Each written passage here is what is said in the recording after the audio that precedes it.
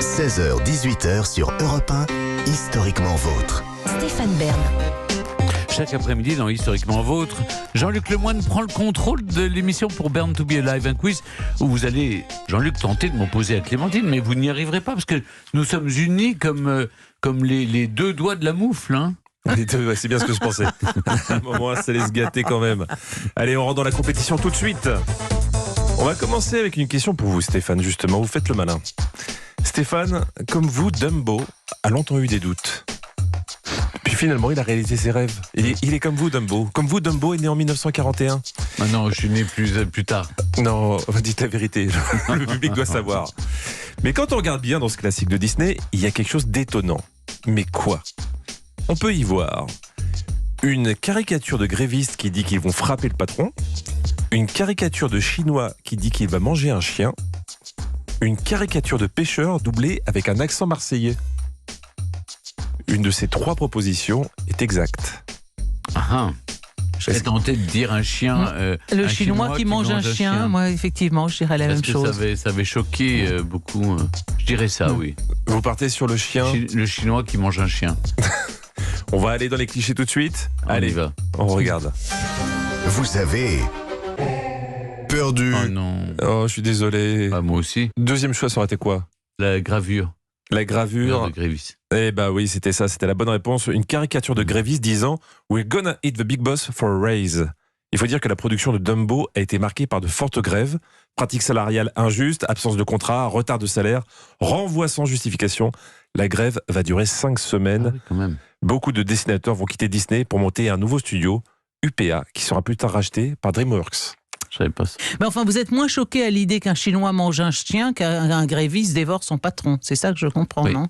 Tout mais me bon, choque. voilà. Tout Allez-y, Jean-Luc est là. posez votre question. Excusez-moi, mais j'ai des origines asiatiques, donc évidemment que Oui, ça me choque ce genre de caricature. comprend. Moi, Voilà, ça me choque ouais. que les Chinois mangent des chiens et c'est toujours le cas. Ah bah alors ça, c'est du délit de faciès. Ah non, je vous assure, ils le font. Il y a la grande fête des chiens. Oui, non, ce que je veux dire, moi je suis C'est pas la pour fête. Je suis C'est pas pas la pour manger fête des pour les chiens. Est-ce que vous c'est- mangez des chiens, Jean-Luc ? Mais moi, je Avez-vous mange- déjà mangé du chien ? Non, du tout. Mais je En trouve qu'on- hommage à vos racines, justement. Mais non, mais arrêtez. Moi, je mange de la choucroute. Arrêtez de penser que Vous tous les aussi, non Asiatiques mangent des chiens. Mais arrêtez quand même. Pourquoi vous voulez pas manger un chien ? C'est parce qu'il est mignon ? Oh, mais ça se fait pas.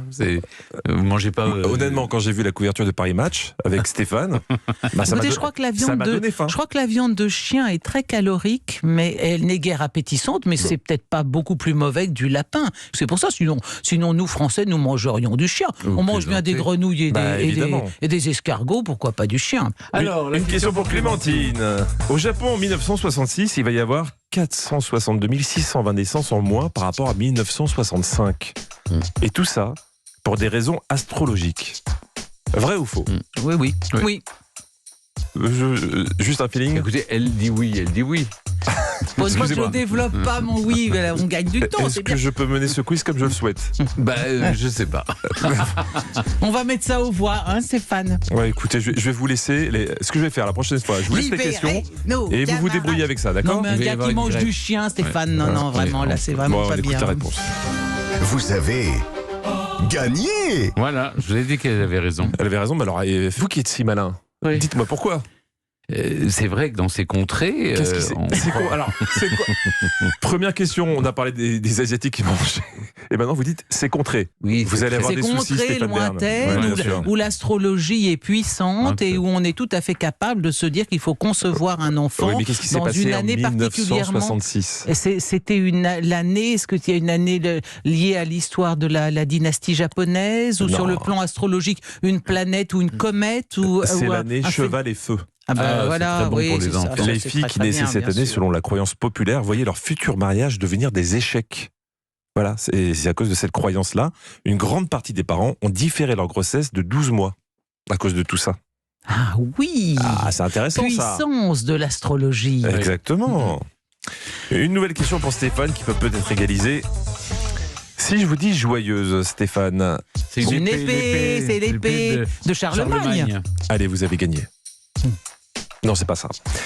Alors, donc, vous savez que c'est pas la femme du nain joyeux, comme je le pensais moi. C'est l'épée légendaire de Charlemagne. Elle est aujourd'hui au musée du Louvre, au département des objets d'art. Absolument, dans la galerie d'Apollon. Voilà. Alors, voici ma question, parce que vous avez l'air d'être bien sur le coup.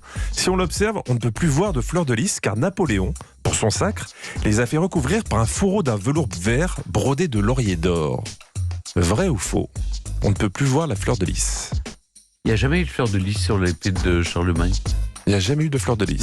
Non. Ah, ça, je ignore ce détail, Stéphane. Charlemagne n'avait pas pour emblème la fleur de lys. Oui, mais ça aurait pu être ajouté par les Bourbons ou les Valois. Après, on aurait, bien sûr.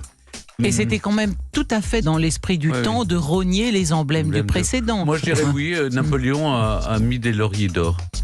Napoléon a mis des lauriers d'or. Mais c'était pas ça la question, c'est est-ce qu'on peut voir la fleur de lys? Non, on ne peut pas la voir. Ah, attendez, je vais relire la question parce que vous mettez le doute là. Bon, donnez-moi le point, ce sera plus simple. Bon, écoutez, on va écouter la réponse. Vous avez perdu. C'était faux. Effectivement, Napoléon a fait recouvrir le fourreau pour son sacre. Mais ça serait un peu trop vite oublier le sacre de Charles X, qui lui il a fait rajouter, bien sûr. a demandé à ce qu'on retire le fourreau pour revenir à un velours fleur de lys. Voilà. Ah, Visible encore vous vous aujourd'hui. rendez compte à quoi ça tient.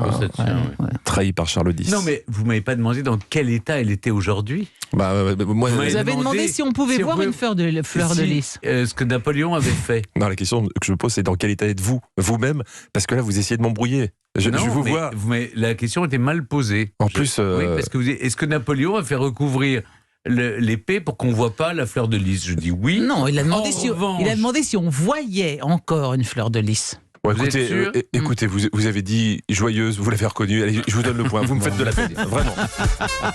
Allez, une question pour Clémentine. Ah, c'est bon, on peut négocier alors. Non, mais vraiment, c'est pour moi. Continuons dans les armes avec la même poésie et évoquons les missiles Tomahawk. Voilà. Oui. Durant la guerre du Golfe, 297 missiles ont été tirés. 282 ont atteint leur cible. Une des caractéristiques de ce missile, c'est que même une fois tiré, on peut décider qu'il explose ou pas au moment de l'impact. Vrai ou faux? Ah, c'est intéressant. Oui. Écoutez, là, on a bien envoyé une charge explosive pour détruire un astéroïde à des millions de kilomètres de la Terre. Et là, c'est pendant la guerre du Golfe, c'est pas si vieux. Il y a 30 ans, il y a 25 ans. Le pilote automatique, c'est surtout qu'au moment de l'impact, l'orientation d'une fusée. soit il explose, soit il n'explose pas. Oui. On peut le décider. On peut donc, on pourrait. Oui, si ça peut se faire, c'est très intéressant. Combien de temps un missile met-il s'il est tiré dans le Golfe, là, aller jusqu'en Irak, ça ne doit pas non plus prendre des plombs. Alors, est-ce qu'on peut faire gling, appuyer sur un bouton Vous faites tellement bien le missile et le bruit du missile avec le gling. Gling. Non, est-ce qu'on peut Alors, faire qu'est-ce que vous ça, à décidez? votre avis, Stéphane, neutraliser l'explosion d'un missile Oui, c'est ça. au vol. Ça doit être Passionnant. Je vous rappelle. Écoutez, oui, Moi, je disons, dirais oui, oui. dès qu'on peut, l'homme peut tout faire. Le génie humain n'a pas de frontières, de limites. Écoutez, ça m'arrange bien. On écoute. Vous avez Perdu. Le génie humain n'a pas de limite, mais vous, si, visiblement. Le mien, oui. Et non, c'est faux. De toute façon, j'imagine que même s'il n'explose pas, ça fait des dégâts quand le missile arrive. Oui, bon, d'accord, mais moins important. Donc c'est pas ça. Mais par contre, une de ses caractéristiques, c'est qu'il peut prendre et envoyer des photos de sa cible avant de l'atteindre. C'est aussi une arme de renseignement et ça fait des jolies photos souvenirs. Bien, bien. Donc ils ne sont pas pilotés par des pigeons voyageurs. Non, pas du tout. Je vais pas vous le faire à chaque fois, ça. Une question pour vous départager maintenant. Partons pour Marseille. Tout ça c'est Marseille, merveille des merveilles.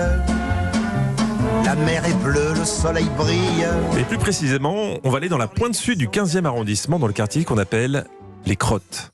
C'est là qu'Yves Montand a passé son enfance et c'est dans la rue Edgar Quinet que sa maman l'appelait depuis sa fenêtre en criant Ivo Monta. Yves Montand, pour lui demander de remonter, ce qui lui donna l'idée de son pseudo, Yves Montand. Pourquoi ce quartier s'appelle-t-il les Crottes? Plusieurs propositions.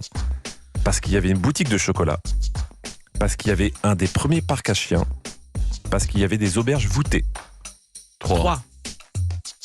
Le problème, c'est que là, vous êtes sur la même réponse. Ah oui, mais j'ai dit C'est avant. pas grave, non, on l'a dit exactement. Attendez, en même temps. je vais demander à l'arbitre. On écoute le replay. 3. C'est Stéphane qui gagne puisque J'ai dit avant. il l'a dit avant. Une seconde avant. La VAR est intraitable. C'est à cause des auberges voûtées. Crypta, c'est la crypte en latin. Ça signifie aussi le passage souterrain. En occitan, on dit crota. En provençal, on dit crotto pour cave. Il y avait même un dicton qui disait Buono corto fa buon vin, soit la bonne cave fait le bon vin. Et pour être totalement précis, la rue des Crottes se situe dans le 11e arrondissement de Marseille. C'était juste, Oui. mais sur le fil, il a gagné parce qu'il est très vif. Merci beaucoup. Mesquin, tout ça, très très mesquin. Non, non. Oui. Allez vous détendre. On se retrouve demain, Clémentine. Merci. Europe 1, Historiquement vôtre.